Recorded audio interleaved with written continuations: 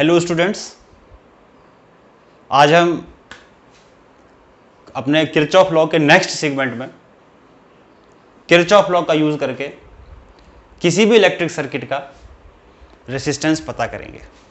इससे पहले हमने किरचॉफ लॉ का यूज करके अलग अलग ब्रांचेज में करंट निकालना सीखा था। यहां पर हम क्या कर रहे हैं, किरचॉफ लॉ का यूज करके सर्किट का रेसिस्टेंस निकालेंगे। तो ये मैंने यहां पर एक इलेक्ट्रिक सर्किट लिया है जिसका हमें रेसिस्टेंस निकालना है। अब इसमें आप एक चीज ध्यान रखिएगा कि जब हमें कोई इलेक्ट्रिक सर्किट दिया रहेगा जिसका हमें रेसिस्टेंस निकालना है, तो हो सकता है कि उसमें हमें बैटरी दिया हो या हो सकता है बैटरी ना भी दिया हो। जैसे सपोज करिए यहां पर हमें ए और जी के बीच टर्मिनल्स के बीच में इक्विवेलेंट रेसिस्टेंस निकालना है। We have to find the equivalent resistance between A and G. और हमारे पास सेल नहीं है तो हम क्या करेंगे, ए और जी के बीच में एक सेल कनेक्ट कर देंगे जैसे मैंने यहां किया। Let the EMF of that cell is E. दिया है सेल तो ठीक है, नहीं दिया हुआ है तो हम खुद कनेक्ट कर लेंगे between the terminals of the cell. जिन टर्मिनल्स के बीच में हमें इक्विवेलेंट रेजिस्टेंस निकालना है, तो मैंने यहां ये कनेक्ट कर दिया। उसके बाद मैंने यहां पर क्या किया, किरचॉफ लॉ का यूज करके करंट को डिस्ट्रीब्यूट किया है जैसे हमने पहले डिस्ट्रीब्यूट करना सीखा था। Let the current coming from the battery is x at junction B. This current is divided in two parts. Let some of the current that is y enters in the arm BC and the remaining current that is X minus Y will enter in the arm BF. Now suppose at junction C, Z is the current in this arm and the remaining current will be Y minus Z that will flow in this arm. उसके बाद क्या है, यहां से इतना current आ रहा है, यहां से इतना करंट आ रहा है, यहां से इतना करंट आ रहा है, यानी कि X minus Y, Z and Y minus Z ये तीनों आ रहा है। तो आ रहा है तो मिल जाएगा इस जंक्शन पे आकर के, they will meet at point z. और इन तीनों को अगर मीट करेंगे, ऐड करेंगे, तो ऐड होने के बाद दोबारा से एक्स आ जाएगा। ये वही करंट है जो यहां से वापस गया था। इस तरीके से हमने करंट को डिस्ट्रीब्यूट कर दिया। ये हम पहले सीख चुके हैं।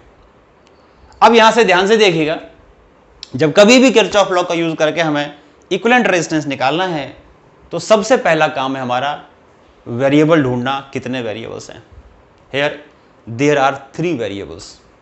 दूसरा काम है हमारा, अगर 3 वेरिएबल्स हैं तो दूसरा काम है हमारा कि उन 3 वेरिएबल्स के बीच में सबसे पहले हमें रिलेशन निकालना है, सॉल्व नहीं करना। We have not to find the values of the current, values of the x y and z. We have to find the relation between the currents. Okay, तो रिलेशन निकालने के लिए हमें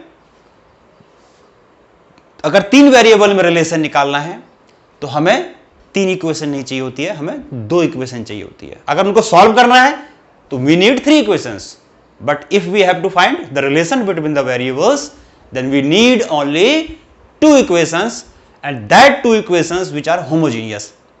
और होमोजेनियस ध्यान रखना है, कैसी इक्वेशंस चाहिए, homogeneous. If we have to find the relation between the 3 variables then we required 2 equations which are homogeneous।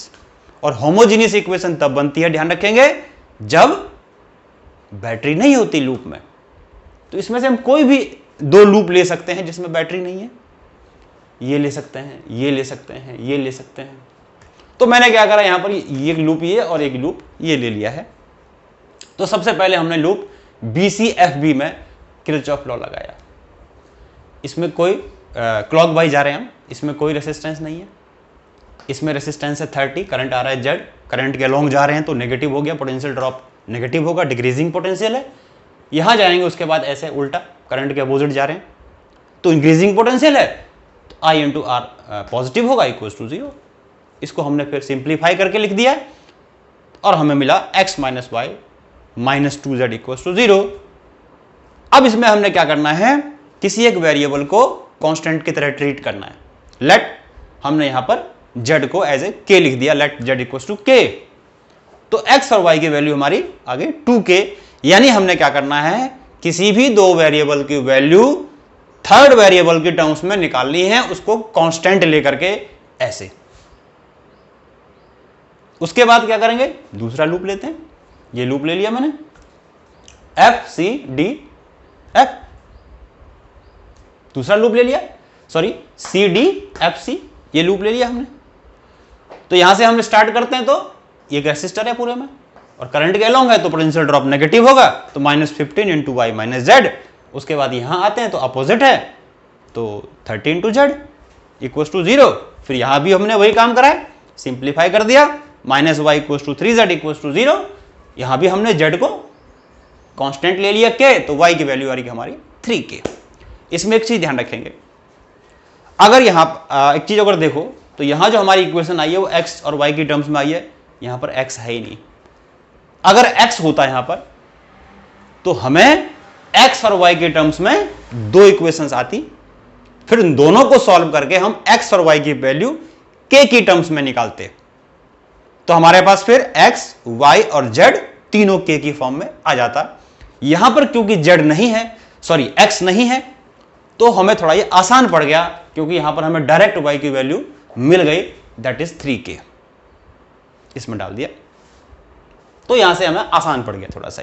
उसके बाद क्या करते हैं, जो हमारे पास z और y की वैल्यू है, इक्वेशन नंबर फर्स्ट में हमने डाल रखा है, z तो पहले डाल रखा है, तो y की वैल्यू जो आ गई हमारी 3k वो यहां पुट कर दिया, तो x की वैल्यू आ गई हमारे पास 5k। तो अब हमने क्या किया, हमारे पास z इक्वल टू k आ गया, y इक्वल टू 3k आ गया और x इक्वल टू 5k आ गया, यानी तीनों की वेरिएबल्स की वैल्यू k की टर्म्स में आ गई, एक सिंगल टर्म्स में आ गई, k की टर्म्स में। अब क्या करना है देखिए, उसके बाद नेक्स्ट स्टेप जो है हमें उसमें यह करना है कि एक ऐसी लूप लेना है जिसमें बैटरी आती है। ध्यान रखना है, पहले जब रिलेशंस निकाले तो दो लूप चाहिए था जिसमें बैटरी नहीं है, तभी होमोजेनियस इक्वेशन बनेगी। अब जो लेंगे, क्या करेंगे, एक ऐसी इक्वेशन लेंगे या ऐसा लूप लेंगे, सॉरी, जिसमें बैटरी होती है। तो कोई भी ले सकते हैं, ये ले लो, ये ले लो। तो मैंने छोटा सा जो सबसे सिंपलेस्ट लूप था वो ले लिया है, ए बी एफ जी ए, ये ले लिया मैंने।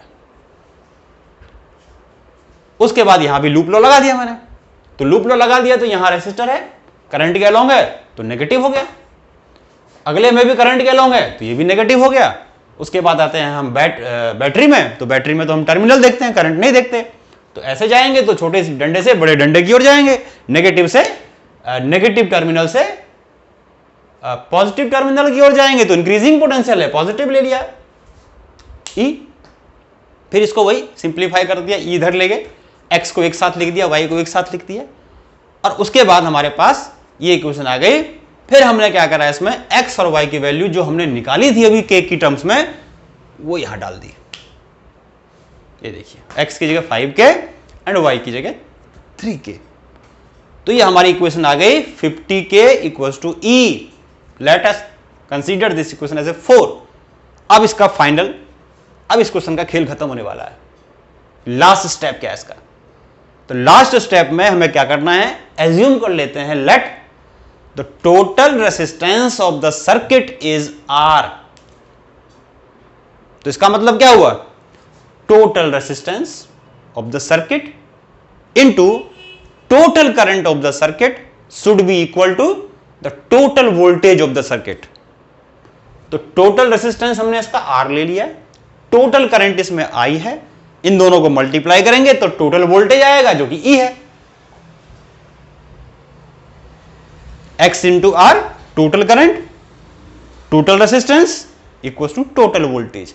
अब क्या किया हमने यहां पर, आर की एक्स की जगह 5k डाल दिया जो हमने निकाला था अभी, ये आ गया, और ई की जगह ये डाल दिया 50k, तो k से कट गया हमारा k कैंसल्स आउट, और क्या बच गया, फिर डिवाइड कर देंगे 50 को 5 से, तो R इक्वल टू 10 ओम।